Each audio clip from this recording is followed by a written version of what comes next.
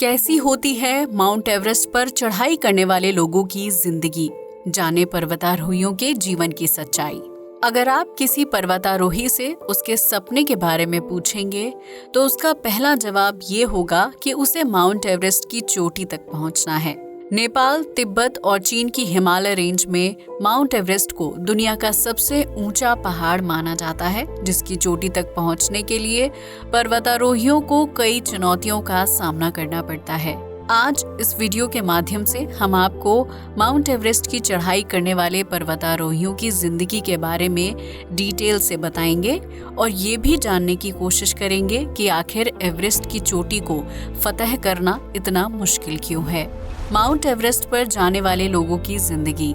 Mount Everest की कुल ऊंचाई 8,849 मीटर है, जिसकी ऊंचाई हर साल 2 सेंटीमीटर के हिसाब से बढ़ रही है। माउंट एवरेस्ट पर चढ़ाई करने वाले पर्वतारोहियों को चीन और नेपाल सरकार से इजाजत लेनी पड़ती है, क्योंकि इस पहाड़ पर आधिकारिक गतिविधि की परमिशन इन्हीं देशों से ली जाती है। माउंट एवरेस्ट पर चढ़ाई करना बिल्कुल भी आसान नहीं है, क्योंकि यहाँ तेज रफ्तार हवाओं के साथ ऑक्सीजन की कमी, ठंडा तापमान और खतरनाक खाई समेत कई चुनौतियों का सामना करना पड़ता है।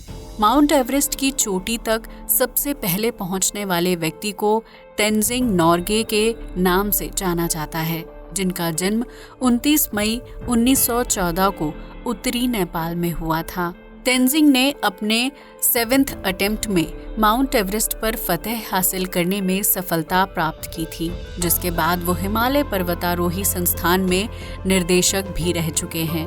तेनजिंग के साथ उनके एक दूसरे साथी सर एडमंड हिलरी ने भी माउंट एवरेस्ट की चोटी तक पहुंचने में सफलता हासिल की थी, जो मुख्य रूप से न्यूजीलैंड के ऑकलैंड से ताल्लुक रखते थे। इन दोनों नौजवानों की फतह के बाद माउंट एवरेस्ट पर चढ़ाई करने वाले लोगों की संख्या में बढ़ोतरी होने लगी, जिसके बाद अब तक लगभग 3,000 से ज्यादा पर्वतारोही एवरेस्ट की चोटी तक पहुंचकर अपने देश का झंडा फहरा चुके हैं। हालांकि इस माउंट एवरेस्ट पर कई लोगों की कब्रगाह भी है, जिनकी चढ़ाई के दौरान बर्फीले तूफान की चपेट में आने की वजह से मौत हो गई थी। माउंट एवरेस्ट पर 300 से ज्यादा डेड बॉडीज हैं, जिसे चोटी तक पहुंचने के लिए लैंडमार्क के तौर पर जाना जाता है। इस जगह पर बर्फ के नीचे पर्वतारोहियों की डेड बॉडी दफन है, जिनके रंगीन जूते, ड्रेस या फिर हेलमेट सफेद बर्फ में दूर से दिखाई देते हैं। ऐसे ही एक पॉइंट को ग्रीन बूट्स के नाम से जाना जाता है, जहां एक पर्वतारोही की लाश बर्फ में दफन है और उसके जूतों का रंग हरा है। यूं तो माउंट एवरेस्ट पर चढ़ाई करने के लिए कुल 18 आधिकारिक रूट्स हैं, लेकिन ज्यादातर पर्वतारोही 2 रूट्स को फॉलो करते हुए चोटी तक पहुंचते हैं।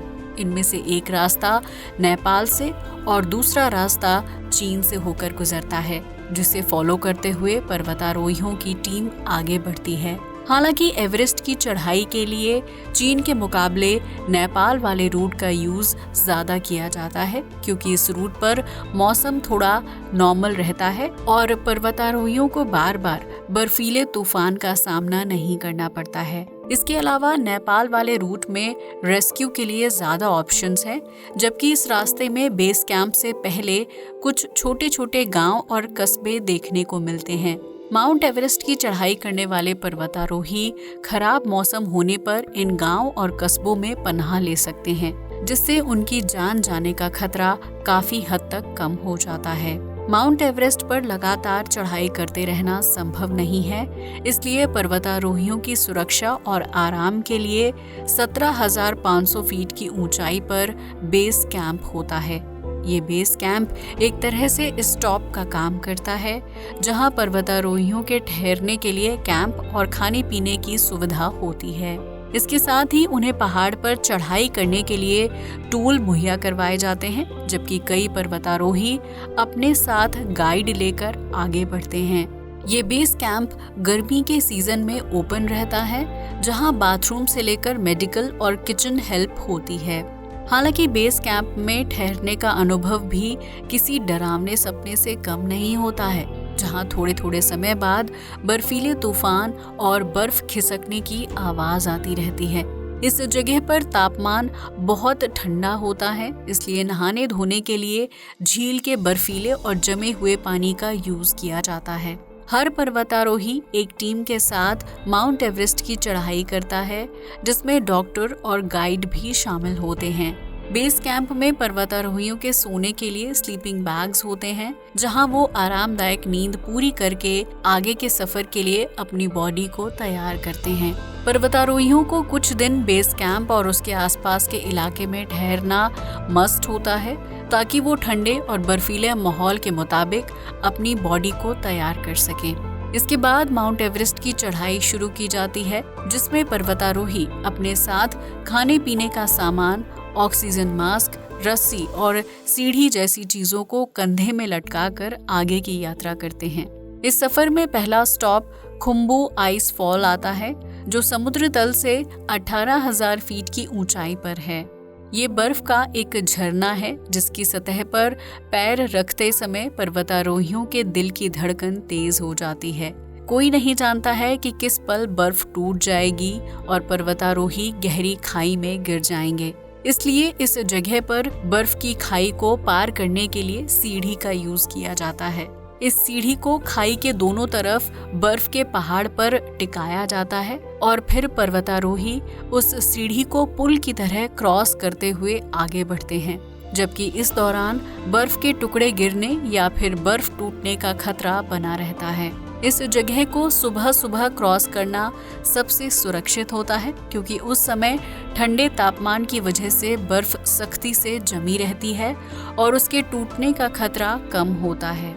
इसके बाद पर्वतारोहियों का अगला स्टॉप वैली ऑफ साइलेंस होता है, जो समुद्र तल से 21,000 फीट की ऊंचाई पर है और इस जगह पर पर्वतारोही अपना कैंप लगाकर आराम कर सकते हैं। ये घाटी चारों तरफ से ऊंचे और बर्फीले पहाड़ों से ढकी हुई है, जिसके बीचों बीच एक बड़ा हिस्सा खाली है और यहाँ दूर दूर तक सन्नाटा पसरा हुआ है। इस जगह पर एक रात बिताने के बाद पर्वतारोही एक बार फिर अपने सफर की शुरुआत करते हैं, जिसके तहत उनका अगला पड़ाव लोत्से वॉल होता है। ये समुद्र तल से लगभग 27,940 फीट की ऊंचाई पर एक ऊंचा स्थान है, जिसके ऊपर पर्वतारोहियों को सीधी चढ़ाई करनी पड़ती है। यही वजह है कि इस जगह पर पर्वतारोहियों के जख्मी होने का खतरा बना रहता है, जबकि उन्हें ऊपर की तरफ चढ़ाई करते हुए लो ऑक्सीजन, तेज हवाओं और बर्फीले तूफान का सामना भी करना पड़ता है। इस चुनौती को पार करने के बाद पर्वतारोही ईगल नेस्ट तक पहुंचते हैं, जहां वो अपने ठहरने या सोने के लिए कैंप लगा सकते हैं। ये जगह बहुत ही ऊंचाई पर है, जिसमें खड़े पहाड़ पर कैंप लगाए जाते हैं और ये देखने में हूबहू ईगल के घोंसले की तरह दिखाई देते हैं।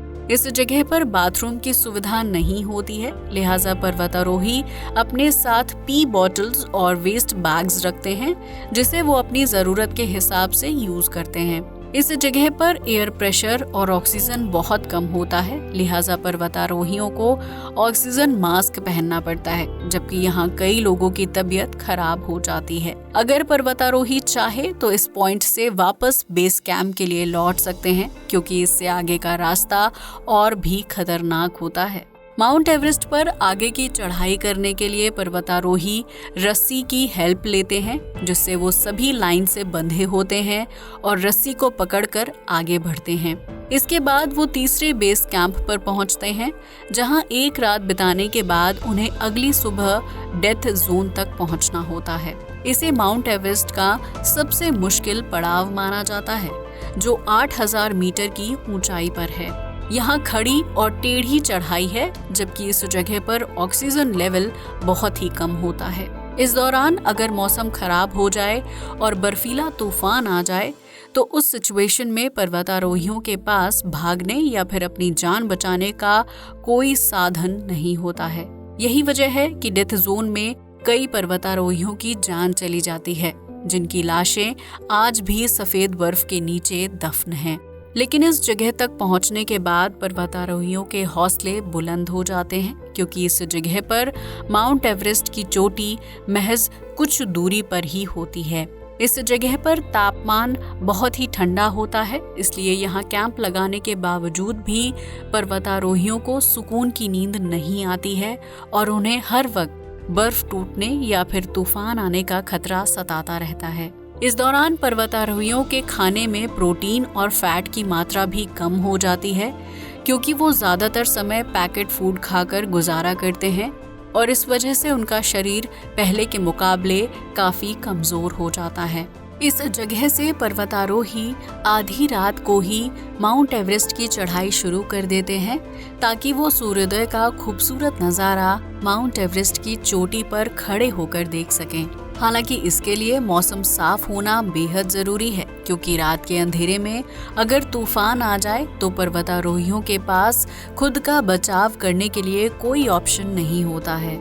इसके लिए पर्वतारोही चश्मा, ऑक्सीजन मास्क और अपनी जरूरत का सामान लेकर आगे बढ़ते हैं और आखिरकार माउंट एवरेस्ट की चोटी तक पहुंचने में कामयाब हो जाते हैं, जहां से उन्हें हिमालय रेंज के साथ सूर्योदय का मनमोहक नजारा दिखाई देता है। इस जगह पर तेज, ठंडी और बेहद पतली हवाएं चलती हैं, जो इंसान के शरीर के अंदर बहने वाले खून को जमा सकती हैं। लेकिन इस ताजगी भरी हवा में सांस लेने की हिम्मत हर पर्वतारोही में नहीं होती है, इसलिए ज्यादातर लोग एवरेस्ट की चोटी पर फतह हासिल करने के बाद भी अपना ऑक्सीजन मास्क नहीं उतारते हैं। इस जगह पर एक अलग ही जादू है, जिसका एहसास अब तक सिर्फ 4000 लोग ही कर पाए हैं।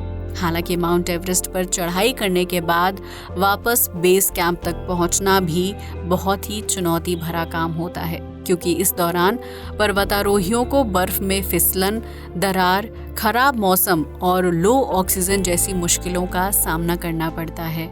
वहीं बेस कैंप में वापस लौटने के बाद कई पर्वतारोहियों की तबीयत खराब हो जाती है, जिन्हें सांस लेने में दिक्कत होती है और उन्हें हार्ट या पेट संबंधी समस्याओं का सामना करना पड़ता है।